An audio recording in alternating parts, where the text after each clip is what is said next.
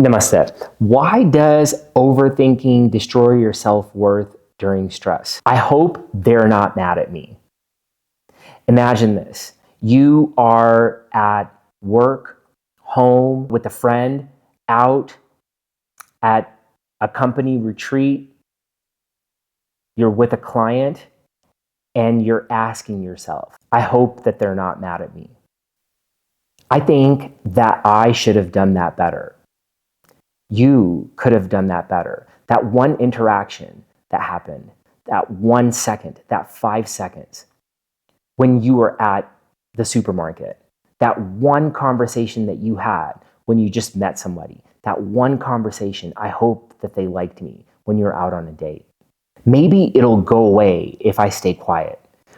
What happens when you stay quiet during conflict? You develop self-resentment and your self-worth is destroyed. I don't know what to say next. What do you do next time you see this person, this coworker, this friend, this family member, your partner, somebody you live with? What do you do next time? Are you going to resent yourself? Are you going to overthink? Are you going to be so stressed out? I think I'll just avoid it next time. Imagine that. You're telling yourself, I'll just avoid it. It'll get better. But you know the situation won't. Maybe you need to intervene. Is your self-worth, is your self-respect, is your self-esteem going to get destroyed if you set a boundary? If you were to have a conversation with somebody and sit them down and say, look, maybe it could have gone like this. Maybe this would have worked better. Are you going to resent yourself if you do that? What if you don't do that?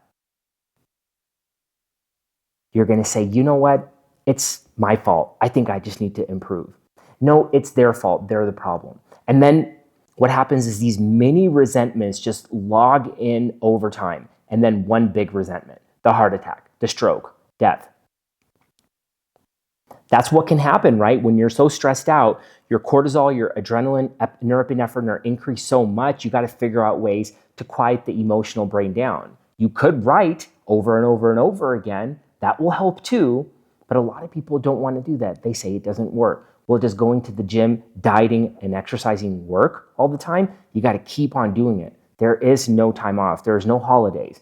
When you're writing through a process called Mind Hygiene that I've developed, which is supported by medical evidence, when you're writing over and over again, it just gets better. And you just start feeling better and you start understanding the situation more. Instead of trying to fix and control and overcome a stressful situation, you accept and embrace it. Does that mean it gets better? No, at least you're able to increase your self-esteem. You're able to respect yourself. You're doing what you can that's within your means, that's within your control to forge your life without doing things that are not within your core values. Another example is after a breakup. People start calling their exes or they go online right away. They don't bother to understand why is it that their self-esteem, their self-respect is hurting. You got to quiet the emotional brain down as quick as possible, right? Let me call somebody. Let me call my ex. Let me go on a date. Let me get into that DM. Let's hurry up.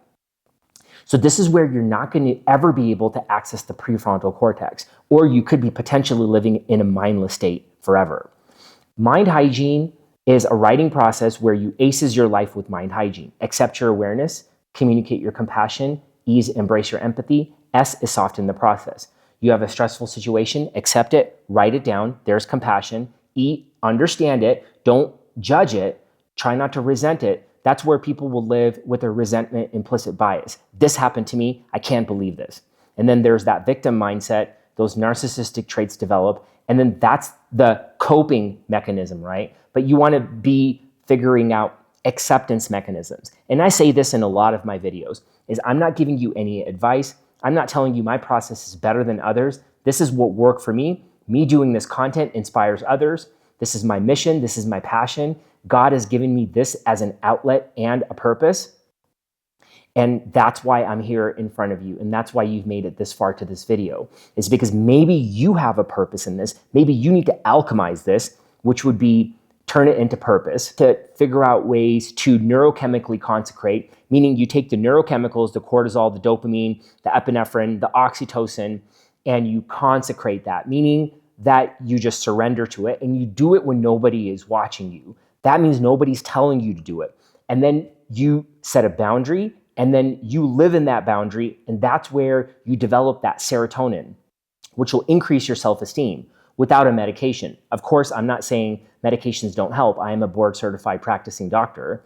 But at the same time, you can use this as a diet and exercise of the mind. With that said, there will be a guide in the description below, a mind hygiene guide that you can follow along, and also a mind hygiene study, which is supported by medical evidence that was conducted on 4,100 patients over several years. And if you found value in this video, please subscribe, hit the notification bell. I'll be dropping videos every Wednesday at 4 p.m. Pacific Standard Time on how you can inspire through my story and through mind hygiene to believe in yourself when nobody's watching, to live in neurospiritual sovereignty and emotional freedom. Namaste.